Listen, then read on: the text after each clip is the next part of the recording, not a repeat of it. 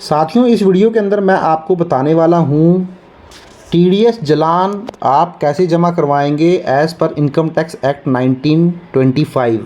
तो अभी तक जो आप टीडीएस का चालान जमा करवाते थे 31 मार्च 2026 तक, वो इनकम टैक्स एक्ट 1961 के अकॉर्डिंग करवाते थे। बट अब आपको जो चालान जमा करवाना है अप्रैल 2026 से, वो इनकम टैक्स एक्ट 1925 के अकॉर्डिंग कराना है। और जहाँ पर जो भी आपके पुराने सेक्शन होते थे 194I रेंट का, 194J के अंदर प्रोफेशनल, 194C के अंदर कॉन्ट्रैक्टर, 92B के अंदर सैलरी, वो सारे ही सेक्शन अब चेंज हो चुके हैं। और अब आपकी जो पेमेंट होगी वो आपको एक पेमेंट का कोड है 4 डिजिट का, वो भी ध्यान रखना पड़ेगा। तो इस वीडियो के अंदर मैं आपको बताऊंगा वो पेमेंट कोड आप कहाँ से चेक कर सकते हैं, किस तरीके से आप अपनी पेमेंट जो है वो कर सकते हैं। तो सबसे पहले इसके लिए आपको क्या करना होगा, अपना जो आपका इनकम टैक्स का पोर्टल होता है वहाँ पे आपको लॉगिन करना होगा। बट वहाँ पे पैन नंबर यूज़ नहीं करना होगा, वहाँ पर आपको अपना टैन नंबर यूज़ करना होगा, क्योंकि यहाँ पे आप टीडीएस जमा करवा रहे हैं। तो टीडीएस जमा करवाने के लिए आपको टैन नंबर से ही लॉगिन करना होगा। इनकम टैक्स पोर्टल पर आकर टैन नंबर यूज़र नेम हो जाएगा आपका, और पासवर्ड डाल दीजिए। कुछ इस तरीके से आपको इंटरफेस नज़र आ जाएगा। इसके बाद आपको क्या करना है, ई फाइल में जाना है। यहाँ पे आप देखेंगे ई पे टैक्स का ऑप्शन नज़र आ रहा है, इसके ऊपर क्लिक कर दीजिए। उसके बाद देखेंगे आप इनकम टैक्स एक्ट 2025 आपको चूज़ करना है, कंटिन्यू कर दीजिए। उसके बाद यहाँ न्यू पेमेंट आपको नज़र आ रही है, इसके ऊपर क्लिक कर दीजिए। उसके बाद यहाँ टैक्स ईयर आपको 26-27 लेना है, क्योंकि अब आपका इनकम टैक्स एक्ट 25 के अंदर प्रीवियस ईयर और असेसमेंट ईयर का कंसेप्ट खत्म हो चुका है। तो अब आपका टैक्स ईयर ही चलेगा, तो टैक्स ईयर 26-27 हो गया। अब यहाँ पे पे टीडीएस टीसीएस, अब देखिए जो भी सेक्शन पहले आपके होते थे वो सारे सेक्शन खत्म कर दिए गए हैं। अब आपका जो सेक्शन रहेगा वो 392, 393(1), 393(2), 393 सब सेक्शन 3 और 394 सब सेक्शन 1। जो भी टीडीएस की डिडक्शन अब आपकी होगी, केवल इन 4 सेक्शन के अंदर ही सारे टीडीएस की डिडक्शन हो जाएगी। पहले आपका क्या होता था, हर एक पेमेंट के लिए डिफरेंट सेक्शन होता था, बट अब ऐसा नहीं होने वाला है। तो अब आप प्रोसीड कर दीजिए।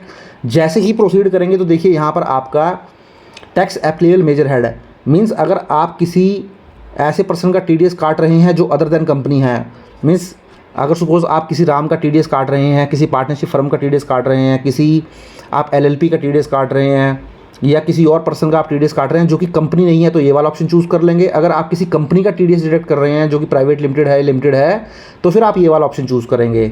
और उसका रेजिडेंशियल स्टेटस क्या है वो चेक कर लीजिए। तो मेरे केस में अदर देन कंपनी है और रेजिडेंट है, तो मैं दोनों ही चूज़ कर लेता हूँ। उसका थोड़ा सा नीचे आऊँगा और इसको कंटिन्यू कर दूंगा। तो जैसे ही कंटिन्यू करूँगा आप इस पेज पे आ जाएंगे।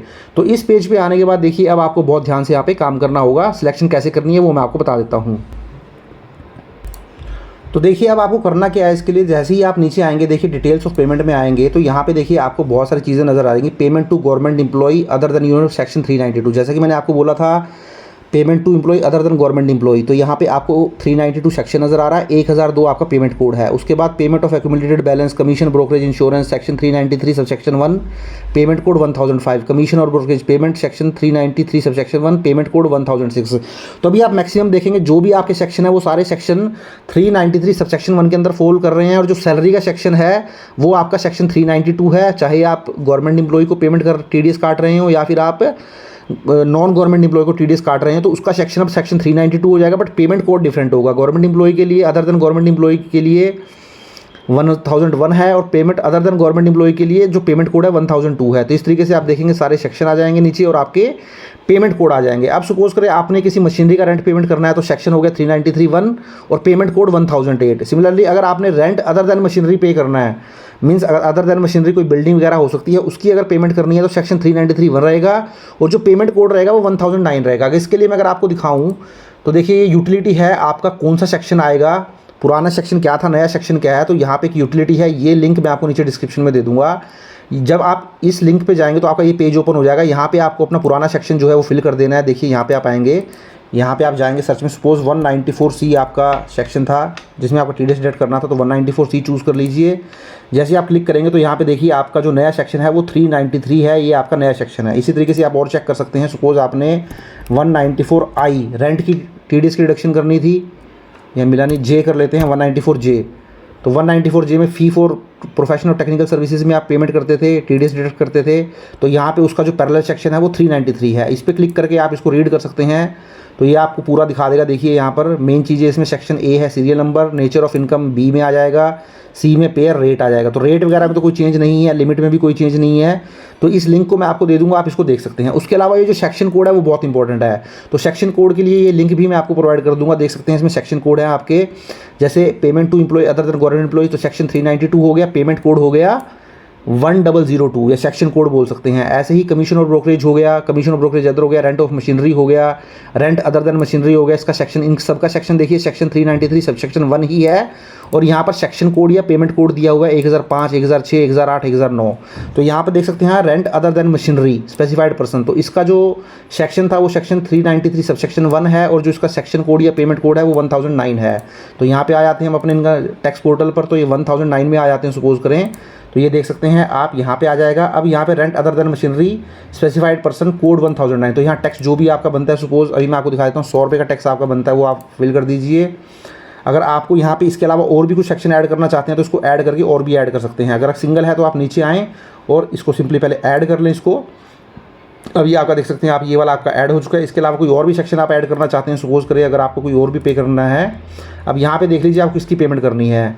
अब अगर सपोज करें आपने कमीशन और ब्रोकरेज इसकी पेमेंट करनी है, तो इसका सेक्शन कोड है 1006। तो 1006 में अगर आप आएंगे तो सपोज यहाँ पे 1000 लिख लीजिए। देखिए कमीशन और ब्रोकरेज 1006, इसका भी सपोज करें आपने 100 रुपये TDS जमा करवाना है, तो आप नीचे आएँ, इसको भी ऐड कर लें। तो आप देख सकते हैं आपके 2 सेक्शन हो चुके हैं जिनकी आपको पेमेंट करनी है। लेकिन ये ज़रूर आप ध्यान रखें, ऊपर जो ये चीज़ है आपको ये ध्यान रखनी है कि जो आपने सिलेक्शन करनी है वो सही करनी है। अगर आप कंपनी को पेमेंट करनी है तो अदर देन कंपनी चूज़ नहीं करेंगे आप। अगर आपने कंपनी को पेमेंट नहीं करनी है, TDS जिसकी आप काट रहे हैं, तब आपको अदर देन कंपनी लेना है। तो इस तरीके से आपको डिटेल नज़र आ जाएगी। आप नीचे आएँ, कंटिन्यू कर दें। जैसे ही आप कंटिन्यू करेंगे, देखिए कंटिन्यू करेंगे, इसको कंटिन्यू करेंगे तो आप पेमेंट डिटेल पे आएंगे। नेट बैंकिंग से पेमेंट कर सकते हैं, ICICI बैंक से कर ले, पेमेंट गेटवे UPI वगैरह से पेमेंट कर सकते हैं। UPI में आपको ये गेटवे मिल जाएंगे, कोई भी गेटवे ले लीजिए, सपोज HDFC का गेटवे ले लीजिए, कंटिन्यू कर दें। उसके बाद देख सकते हैं आप, उसके बाद आपको पेमेंट करने का ऑप्शन नजर आएगा, पे नाउ कर दीजिए। आपका टोटल 200 रुपये की पेमेंट हो जानी है। 2 सेक्शंस में आप पेमेंट कर रहे हैं, rent other than machinery, brokerage, दोनों के सेक्शन 393 सब सेक्शन 1 है, और जो दोनों का पेमेंट कोड है वो डिफरेंट रहेगा। पेमेंट कोड जो है वो डिफरेंट रहेगा। आप नीचे आएँ, अब पे नाउ पे जाएँ। पे नाउ जाने के बाद ये सारी टर्म एंड कंडीशन पे नीचे आएँ, इसको एक्सेप्ट करें, सबमिट टू बैंक करें। अब देख सकते हैं लास्ट में आप आएंगे तो ये आपको जो है पेमेंट गेटवे पर ले जाएगा, पेमेंट करने के लिए UPI वगैरह पे ले जाएगा। अब यहाँ पर आके जो है आप गूगल पे वगैरह चूज़ करके, या स्क्रीनशॉट आपको ये दे दिया है, ये जाकर आप जो है UPI से पेमेंट कर सकते हो। तो इस तरीके से अब आपको TDS का चालान जो है वो जमा करवाना है इनकम टैक्स एक्ट 2025 के अकॉर्डिंग। तो आई होप वीडियो आपको अच्छा लगा होगा। वीडियो अच्छा लगा तो लाइक करें, शेयर करें, और चैनल पर फर्स्ट टाइम विजिट किया चैनल को जरूर सब्सक्राइब कर लें। Thank you very much.